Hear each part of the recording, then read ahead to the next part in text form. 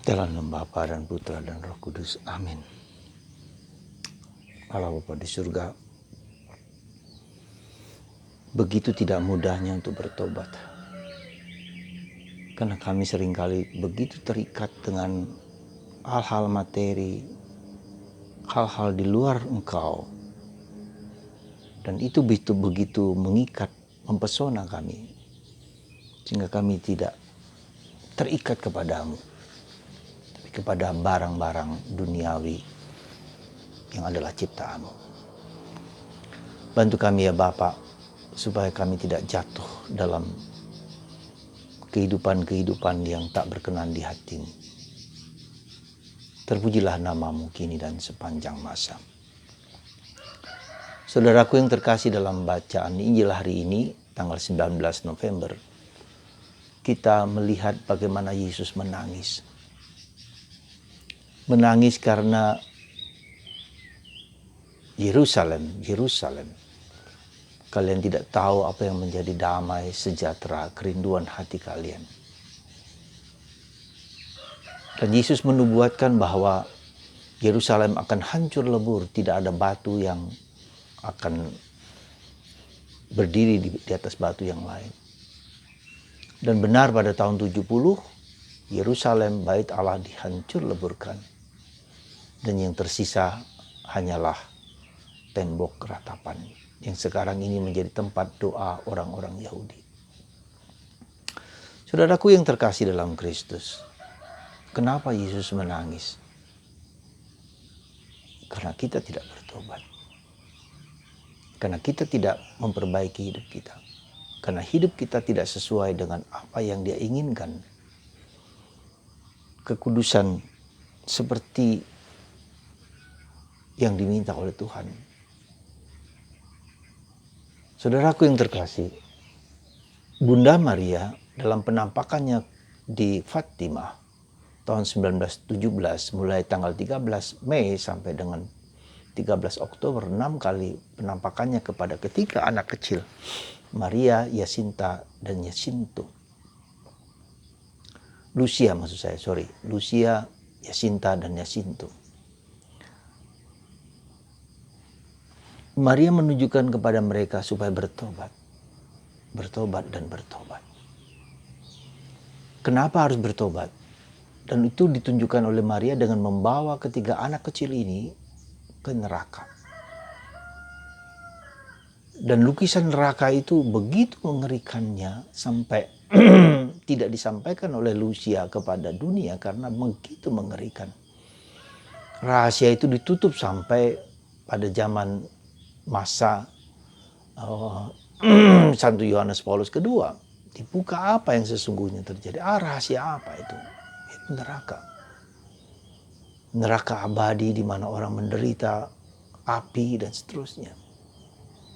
Begitu mengerikan sehingga tak terlukiskan penderitaan yang abadi bagi manusia. Bunda Maria tidak hanya menunjukkan kepada ketiga anak itu tentang pertobatan, tentang neraka, tetapi juga Bunda Maria menunjukkan pada mereka suatu gejala alam yang tak pernah mungkin dapat terjadi oleh manusia.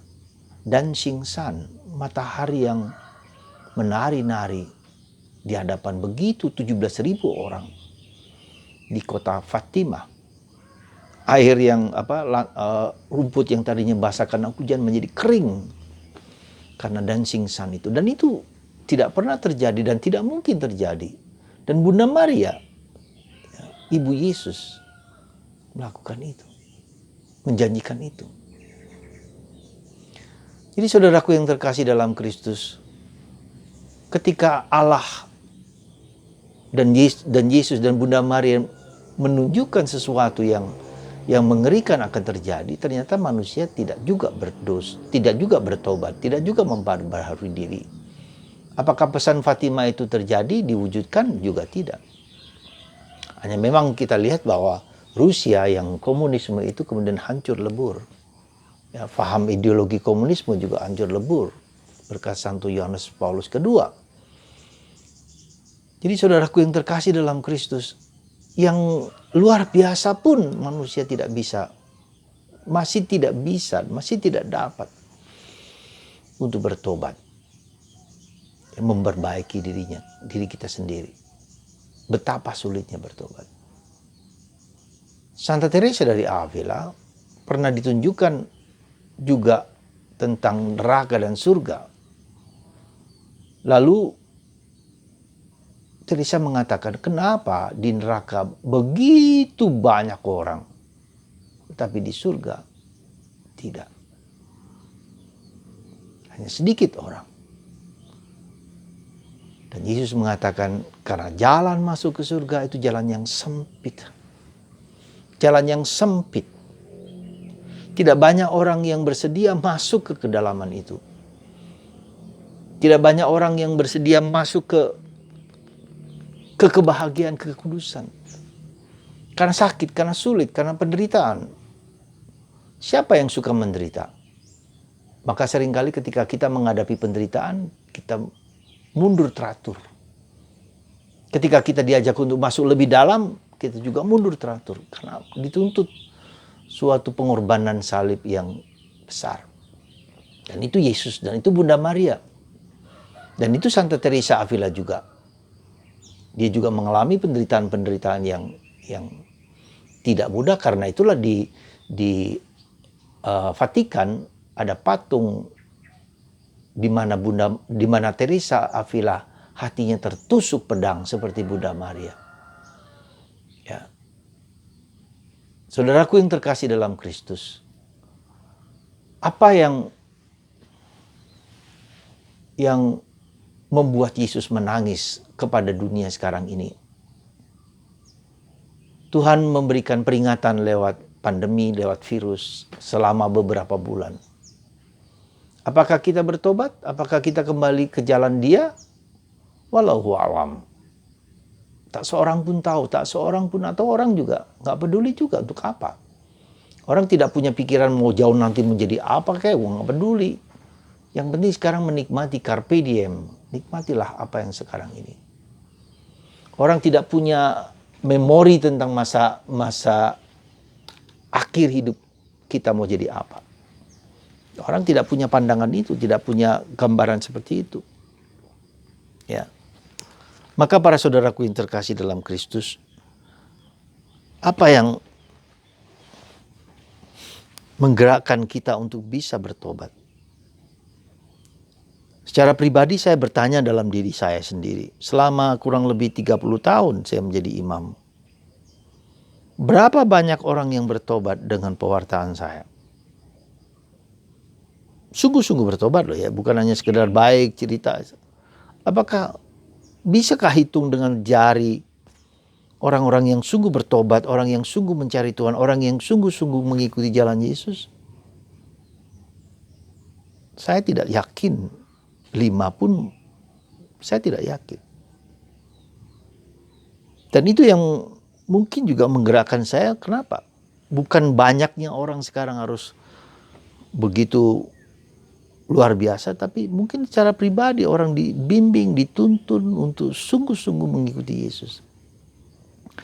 Maka Santa Teresa dari Avila ketika tahu bahwa masuk surga dan bertemu Yesus bukan yang gampang, maka dia melatih, membuat suatu meditasi, ya, the prayer of recollection, meditasi, kontemplasi yang berpusat kepada Kristus lewat sabdanya. Ya. Latihan itu latihan berjumpa dengan Yesus, mengalami Yesus, berjumpa dengan Yesus, sampai Yesus mengubah hidup kita. Saya kira jalan itu yang mungkin, yang bisa kita lakukan. Jalan meditasi, jalan kontemplasi, jalan bacaan kitab suci, hening, diam, mengizinkan Tuhan untuk menyentuh, menjamah, mengubah, memasuki relung-relung hati kita yang paling dalam, di mana di situ ada kecenderungan kita untuk tidak mendengarkan Tuhan. Dosa itu bukan hanya melakukan A, B, dan C yang bertentangan dengan Tuhan, itu benar. Tapi jauh lebih dalam adalah dosa ketika kita menolak untuk bergaul, untuk mendekat dengan Tuhan. Ketika kita mau menjauh dari Tuhan, itu adalah dosa. Ya, entah dengan pikiran, entah dengan perasaan, entah dengan sikap. Saudara, mari sekali lagi, apakah Anda juga ketika mendengarkan renungan-renungan saya juga bertobat? Saya tidak tahu. Saya hanya mohon supaya Tuhan dan Roh Kudus menyentuh hati Anda, mengubah Anda bersedia atau tidak. Itu bukan tanggung jawab saya lagi. Tanggung jawab Tuhan dan tanggung jawab Roh Kudus. Saya sudah memberikan yang terbaik. Maka mari saudaraku terkasih, lewat tangisan Yesus ini, bukan hanya tangisan ketika dulu zaman Yesus, tapi sekarang pun Yesus tetap menangis. Menangis dunia yang tidak mendengarkan dia, yang semakin jauh dari dia. Menangisi kita sendiri, menangisi saya dan Anda. Apakah aku juga menangis ketika ditegur oleh Yesus? Semoga saudaraku terkasih, bacaan hari ini membuat kita tergerak untuk mencari dia, bertemu dengan dia, ya, bertemu dengan Yesus. Sehingga Yesus dirasakan sebagai pribadi yang sungguh-sungguh mengubah hidup kita. Hanya Yesus yang bisa membuka meterai, ya, kitab yang dimeterai itu. Kitab apa yang dimeterai itu adalah kitab kehidupan, rencana Allah bagi manusia, rencana keselamatan Allah, rencana penebusan Allah bagi manusia. Dan hanya Yesus yang membuka, dan dia menjalankan itu. Dan rencana itu sudah terjalan dalam diri Yesus. Anda dan saya sekarang mengikuti Yesus, bersama Yesus, untuk Yesus. Tuhan memberkati kita semua untuk jangan mundur dan terus semakin mendekat bersama dia. Berkat-Mu atas anak-anak-Mu ini ya Bapa, dalam nama Bapa dan Putra dan Roh Kudus. Amin.